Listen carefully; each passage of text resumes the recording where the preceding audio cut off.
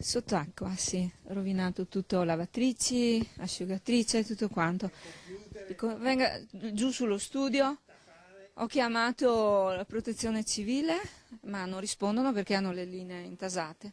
Almeno da portare una paratia che mi bloccava la porta lì perché mi è entrata acqua in casa praticamente. Disperata? Ha rovinato tutto. Adesso non so. Portogruaro in ginocchio, sono bastate 2 ore, dalle 5 alle 7. Una pioggia mai vista, 250 mm d'acqua caduti in alcune zone della città. In casa di questa donna più di 1 metro d'acqua, invaso lo scantinato adattato a ufficio, distrutti documenti e materiale di lavoro. Veniva giù come un torrente. Ho bloccato lì vedi, con tutti quei sacchi, quelle cose lì, ma come un torrente. Un disastro. L'acqua in taverna e in cantina è uscita dalle finestre, dal bocca di lupo davanti e di dietro. Ho chiamato vigili del fuoco e carabinieri, niente, ho dovuto rivolgere una ditta privata, se no nessuno si muoveva. A complicare le cose la mancanza di corrente elettrica che ha bloccato le pompe di molti cittadini.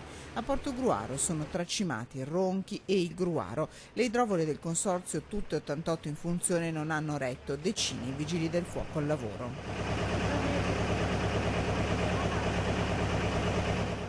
Quanta acqua è entrata qui? 2,5 metri. Un disastro. Ha rovinato tutto? Certamente, farò 15.000 euro di danni. Eravamo tutti a letto, diciamo. Vi siete alzati? Ed era già successo, insomma, in un attimo è arrivata. È venuta su dalle fognature, non dalla strada, è entrata dalle fogne.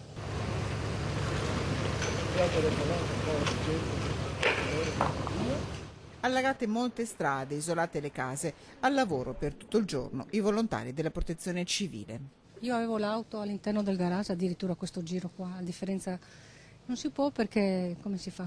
Prima penso che i danni più alti siano nella mia abitazione e nell'ultima.